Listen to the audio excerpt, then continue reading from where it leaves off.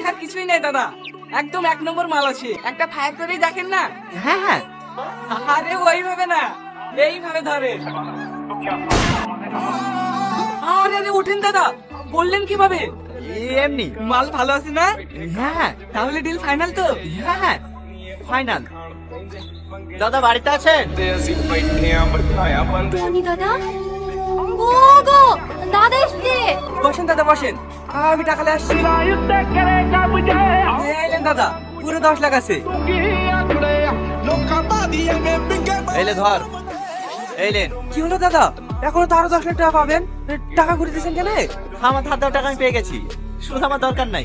ও টাকা তোমার কাছেই রাখো, তুমি সমস্যায় পড়েছিলে বলেই তো আমার কাছ থেকে টাকা ধার নিয়েছিলে।